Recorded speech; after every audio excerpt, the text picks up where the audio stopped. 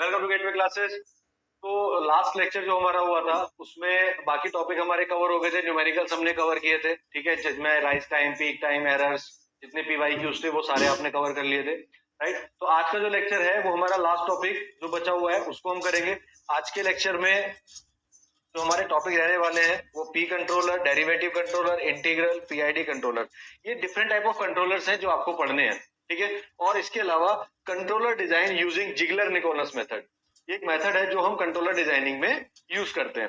तो कंट्रोलर का यूज क्या है, देखो जब आप कंट्रोल सिस्टम पढ़ रहे हैं इट मींस कि आपको किसी सिस्टम को अगर कंट्रोल करना है तो उसके लिए एक कंट्रोलर डिजाइन करना पड़ेगा। अब उस कंट्रोलर को डिजाइन करने के लिए कैसे कैसे क्या क्या किस टाइप के कंट्रोलर होते हैं और उनकी क्या कैरेक्टरिस्टिक होती है, किस कंट्रोलर से हमें क्या बेनिफिट मिलता है, कौन सा कंट्रोलर क्या चीज को मैनेज कर सकता है, ये सारी चीजें आपको यहाँ पे पढ़नी होंगी, राइट। हालांकि ये बहुत ज्यादा डिटेल में नहीं है, बेसिक है, क्योंकि basic mode of feedback control केवल आपसे पूछा गया है, बेसिक पूछा गया है।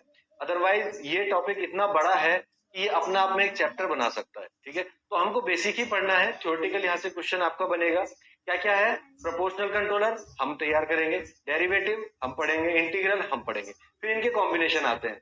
सिलेबस में केवल पीआईडी है, बट मैं आपको पीआई भी बताऊंगा, पीडी भी बताऊंगा, यानी कि proportional derivative controller, proportional integral controller, ये भी मैं आपको बताऊंगा।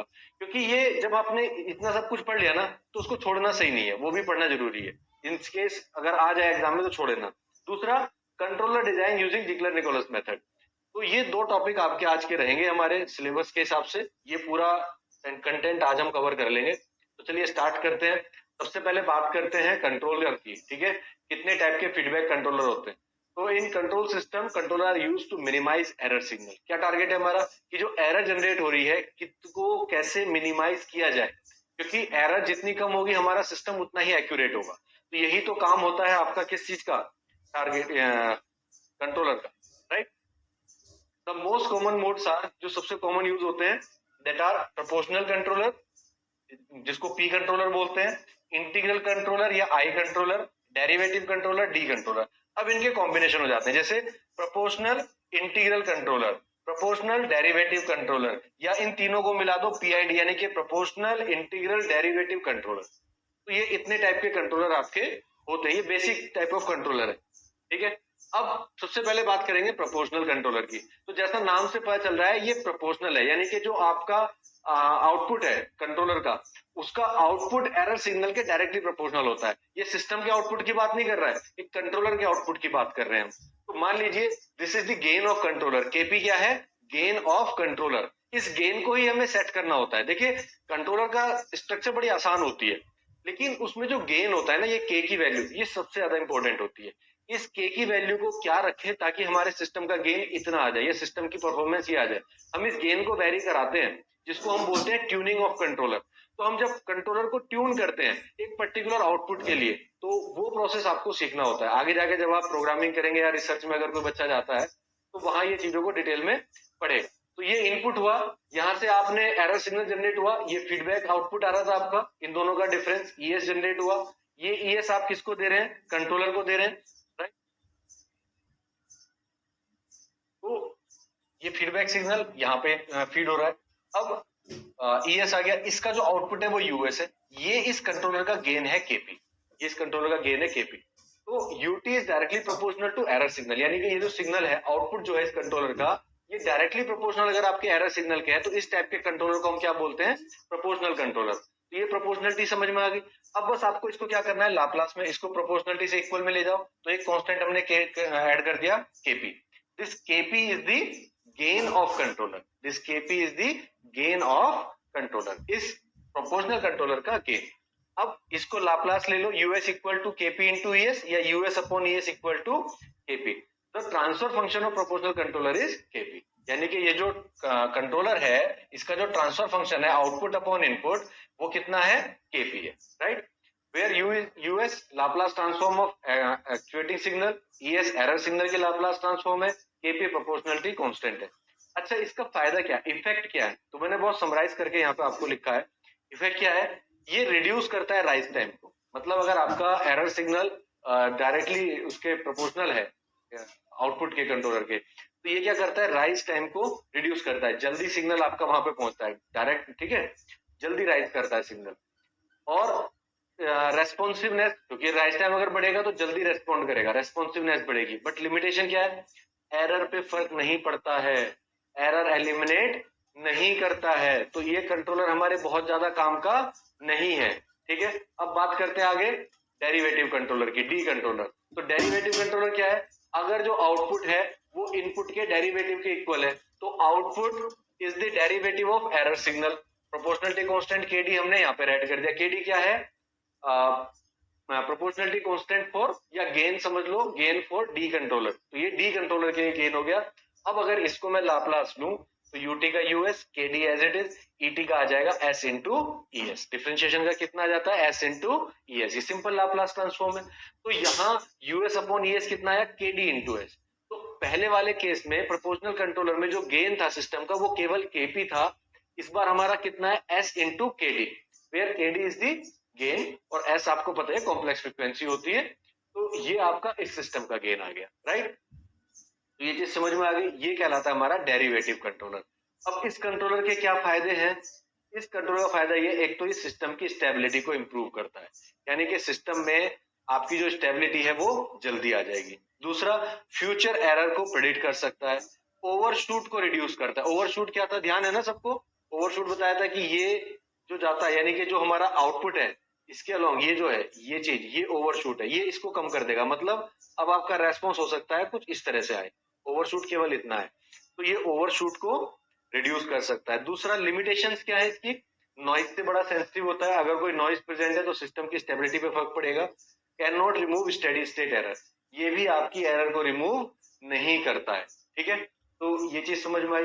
दूसरी बात करते हैं इंटीग्रल एक्शन। अब क्या है कि जो आउटपुट है कंट्रोलर का, ठीक है, वो एरर के इंटीग्रेशन के प्रोपोर्शनल है, यानी कि output of controller is proportional to the integration of error.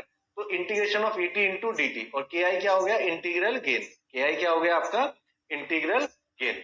फिर से लाप्लास लो, यूएस इक्वल टू हो जाएगा K I E S upon S. तो US upon E S equal to कितना आ जाएगा, K S upon S, K S upon S.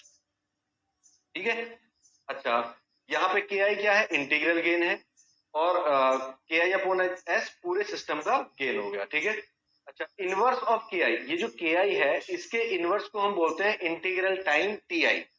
इसके इनवर्स को हम बोलते हैं integral time T I. The integral control action is also known as reset action, और इस एक्शन को हम कई बार रीसेट एक्शन भी बोलते हैं। इंटीग्रल कंट्रोलर का वाकई में यूज होता है। कैसे यूज होता है, ये आपकी स्टेडी स्टेट एरर को एलिमिनेट कर रहा है। अगर आपने ध्यान दिया हो ना, तो पी कंट्रोलर वो काम कर रहा था ना वो डी कंट्रोलर कर रहा था, लेकिन इंटीग्रल एक्शन जो होता है वो आपकी एरर को एलिमिनेट करता है। इंटीग्रल क्या काम कर रहा है, सपोज आपका जो सिग्नल है, सपोज जो आपका सिग्नल है वो इस तरह का सिग्नल है, ठीक है, तो इंटीग्रल क्या करेगा, इसको इंटीग्रेट करेगा तो ये रैंप सिग्नल आएगा, फिर ये इस तरह से यहां से डिक्रीज करना। तो ये इंटीग्रल एक्शन होता है जिसमें ये परफॉर्म करेगा। तो इस के आई का इनवर्स टी आई कहलाता है, और इस इंटीग्रल एक्शन को हम क्या बोलते हैं, कई बार रीसेट टाइम भी बोलते हैं। ये चीज मैंने क्यों लिखी है, क्योंकि 2 नंबर के क्वेश्चन में आपसे पूछ लेता है कि इंटीग्रल कंट्रोलर के रेफरेंस में रीसेट टाइम का क्या मतलब है। तो ये रीसेट टाइम कहलाता है टी आई। क्या फंक्शन है, स्टेडी स्टेट एरर को एलिमिनेट करता है, बट रेस्पॉन्स थोड़ा स्लो हो जाता है, जिसकी वजह से ऑक्सीलेशंस बढ़ जाते हैं। अगर रेस्पॉन्स स्लो है तो ऑक्सीलेशंस बढ़ जाते हैं। तो एरर तो रिमूव करता है लेकिन ऑक्सीलेशंस बढ़ जाते हैं। तो अभी तक हमने देखा कि यार इन तीनों में किसी में कुछ कमी है, किसी में कुछ कमी है, तो क्यों ना इनके कॉम्बिनेशन को ट्राई किया जाए, देखते हैं क्या होता है। ठीक है, तो हमने सबसे पहले कंट्रोलर को किया प्रोपोर्शनल डेरिवेटिव कंट्रोल, हमने प्रोपोर्शनल कंट्रोलर और डेरिवेटिव को मिक्स कर दिया। अब इन दोनों को कंबाइंड फॉर्म में लिया। जब कंबाइंड फॉर्म में लिया तो गेन हुआ केपी प्लस केडीएस, यानी कि जो आउटपुट है वो प्रोपोर्शनल कंट्रोलर के भी इक्वल है और डेरिवेटिव के भी इक्वल है। तो ये केपी इंटू ईटी के भी इक्वल है और KD into D by D T of ET के भी इक्वल है। अब इसका लाप्लास ले लो, क्योंकि दोनों को हमने मिक्स कर दिया तो दोनों का रेस्पॉन्स यहाँ पर आएगा, राइट। अब इसका लाप्लास लो तो यूएस इक्वल टू जाएगा KP plus KD into S into ES. तो US upon ES equal to कितना आ जाएगा आपका, KP plus KD into S. ठीक है, अब चूंकि इसमें दोनों चीजें आ रही हैं, इनका जो गेन है वो KP plus KD into S है। अब चूंकि इसमें दोनों चीज है, प्रोपोर्शनल भी डेरिवेटिव भी, तो दोनों की प्रॉपर्टी इसमें आ जाएंगी। क्या क्या प्रॉपर्टी आएंगी, राइज टाइम घट जाएगा, किसकी वजह से? प्रोपोर्शनल कंट्रोलर की वजह से। स्टेबिलिटी इंप्रूव हो जाएगी, किसकी वजह से? केडी की वजह से। ओवरशूट रिड्यूस हो जाएगा, केडी की वजह से। फास्टर रेस्पॉन्स आएगा, केपी की वजह से। तो कुछ प्रॉपर्टीज केपी की वजह से आ गई, कुछ प्रॉपर्टीज केडी की वजह से आ गई, यानी कि कुछ तो कंट्रोलर डेरिवेटिव की वजह से मिला, कुछ हमें प्रोपोर्शनल कंट्रोलर की। और लिमिटेशन भी दोनों की आएंगी। फिर लिमिटेशन क्या है? Can not eliminate steady state error, क्योंकि इंटीग्रल एक्शन नहीं है। स्टेडी स्टेट एरर को हटाना है, इंटीग्रल एक्शन हमें चाहिए। सेंसिटिव टू नॉइज होता है। अब हम क्या करें? दूसरा कॉम्बिनेशन ट्राई करते हैं, जैसे pi controller, proportional integral control. अब इसमें इंटीग्रल एक्शन आ गया, तो केपी भी है, के आई अपॉन एस है, डी नहीं है अभी भी। अब एरर जो है वो इसके भी प्रोपोर्शनल है और इसके भी प्रोपोर्शनल है। तो कितना हो गया? UT equal to KP into E. ये क्या है हमारा? प्रोपोर्शनल।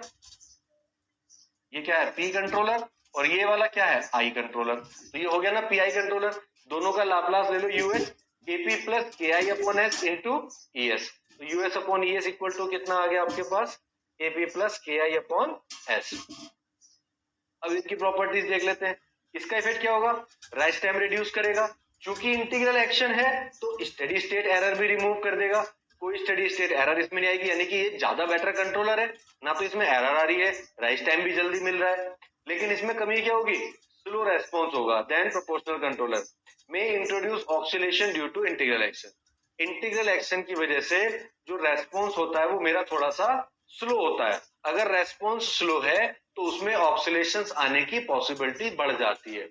ठीक है, तो यहाँ पे इसकी एक ड्रॉबैक भी है। अच्छी चीज क्या है कि एरर हमारी रिड्यूस हो गई, बुरी चीज क्या है कि हमारा जो रेस्पॉन्स था वो स्लो हो गया और उसमें ऑक्सीलेशंस आ सकते हैं। तो ये हमारा पीआई कंट्रोलर हुआ। हम प्रॉपर्टी समझ रहे हैं अभी, किस कंट्रोलर में क्या फायदा क्या नुकसान। डिजाइनिंग अभी आपको नहीं करनी है। इसके बाद बात आती है पीआईडी कंट्रोलर। क्यों ना इन तीनों को मिला दिया जाए, सबसे ज्यादा यूज यही होता है। क्यों? तीनों को अगर हमने मिलाया तो हमारा जो आउटपुट है कंट्रोलर का वो इन तीनों के प्रोपोर्शनल होगा, यानी कि UT directly proportional to P, directly proportional to I and directly proportional to D. तो ये हो गया पीआईडी कंट्रोलर। लाप्लास ले लिया, यूएस इक्वल टू केपी के आई अपॉन एस, और यहां से आ गया K D into S.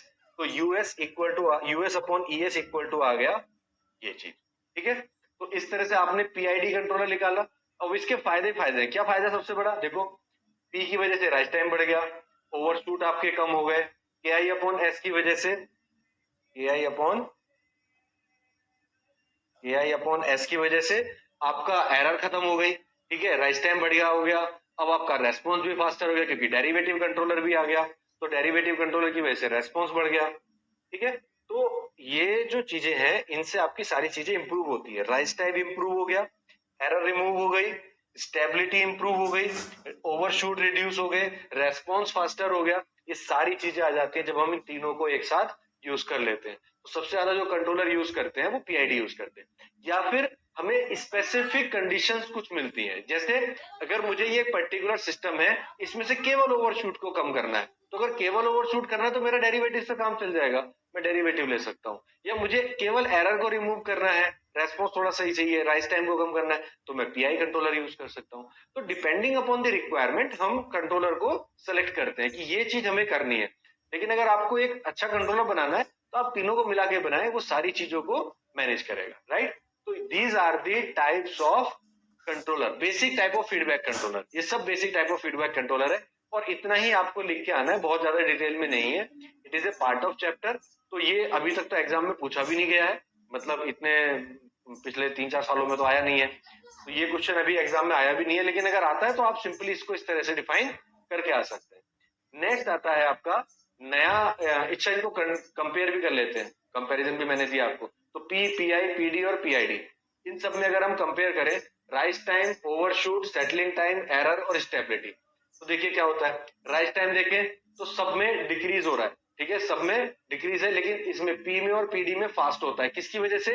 P की वजह से। ये किसकी वजह से फास्ट है? पी की वजह से। जहां जहां पी होगा वहां वहां राइज टाइम भी हमारा फास्टर हो गया। अगर हम ओवरशूट की बात करें तो पी में हाई होता है, लेकिन पीडी कंट्रोलर में यानी कि डेरिवेटिव कंट्रोलर की वजह से ये रिड्यूस हो जाता है, और ये फिर इसमें भी रिड्यूस हो जाता है। अगर हम बात करें सेटलिंग टाइम की, सेटलिंग टाइम क्या होता है? जब हमारा सिग्नल कहीं जाके स्टेबल होता है, तो स्टेबिलिटी को बताता है। तो सेटलिंग टाइम जो होता है इम्प्रूव होता है प्रोपोर्शनल कंट्रोलर में भी, और चूंकि ये इसमें है पीडी, पी मेरा इसमें भी और इसमें भी है, तो यहाँ पर भी हमारा ये इम्प्रूव होगा। लेकिन चूंकि यहाँ इंटीग्रल एक्शन आ गया, तो इंटीग्रल की वजह से रेस्पॉन्स स्लो हो जाता है। ये चीज हमने पढ़ी थी।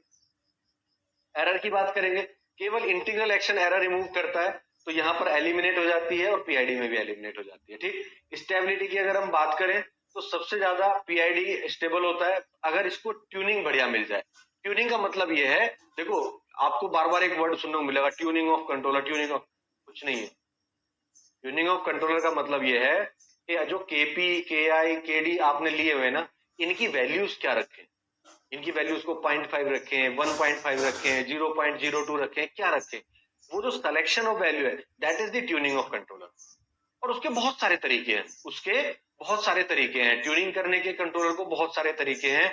आपके पास दुनिया भर की ऑप्टिमाइजेशन टेक्निक्स है, सॉफ्टवेयर अवेलेबल्स हैं, आप लोग मैटलैब में जाके ट्यून कर सकते हो।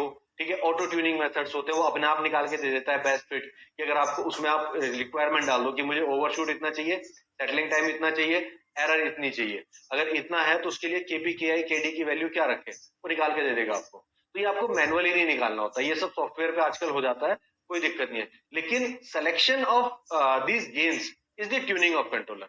तो अगर इसको अच्छे से ट्यून किया जाए तो ये बेस्ट होता है। ठीक है, बाकी अगर हम स्टेबिलिटी की बात करें, पीडी ज्यादा स्टेबल होता है, ये मॉडरेट है, और ये पीआई थोड़ा कम स्टेबल होता है क्योंकि रेस्पॉन्स इसका बहुत स्लो आता है। ठीक है, तो समरी की अगर हम बात करें, पीआई हमारा एक्यूरेसी के लिए ठीक है, पीडी हमारा स्टेबिलिटी के लिए ठीक है, फास्टर रेस्पॉन्स के लिए, और पीआईडी हमारा सब दोनों बेनिफिट देता है, सबसे ज्यादा यूज यही किया जाता है इंडस्ट्री में। ठीक है, तो these are the comparison of controller. अब नेक्स्ट आता है आपका controller design using Ziegler Nichols method. Controller तो हमने बना लिए, अब उस कंट्रोलर को डिजाइन करना है हमें by using Ziegler Nichols method. तो क्या है ये जिगलर निकोलस मेथड? बहुत सिंपल तरीके में समझाता हूँ, थोड़ी कॉम्प्लिकेटेड चीज है लेकिन हम इसको सिंपल रखते हैं। क्या? Controller design using Ziegler Nichols method refers to a popular set of empirical rules for tuning proportional integral derivative controller. तो बेसिकली ये एक मेथड ही है जिसमें हम एम्पेरिकल रूल्स का यूज करते हैं, इसके लिए, इस पीआईडी कंट्रोलर को ट्यून करने के लिए, पीआईडी कंट्रोलर को ट्यून करने के लिए, यानी कि इनका गेन क्या हो वो निकालने के लिए। This approach provide straight forward steps to set PID gain, कि हम गेन क्या रखें for stable and responsive behaviour, ताकि हमारा जो रेस्पॉन्स है वो स्टेबल हो, रेस्पॉन्सिव हो। तो दो मेथड इसने सजेस्ट किए जिगलर निकोलस में, पहला ओपन लूप या स्टेप रेस्पॉन्स मेथड, दूसरा क्लोज लूप या अल्टीमेट गेन मेथड। दो मेथड इन्होंने प्रपोज किए, दोनों मेथड को एक एक करके हम यहाँ पर समझ लेते हैं। सबसे पहला है ओपन लूप या फिर स्टेप रेस्पॉन्स मेथड, ये दोनों ही डिफाइन करने आपको। इसमें क्या करते हैं, सबसे पहले हम स्टेप इनपुट अप्लाई करते हैं और रिकॉर्ड दी एस शेप रेस्पॉन्स कर्व, और उस जो रेस्पॉन्स आ रहा है जब हम इनपुट दे रहे हैं उस सिस्टम में, तो वहां एक कर्व बन के आता है एस शेप में, कुछ इस तरह का कर्व बन के आएगा। ठीक है, इस तरह का,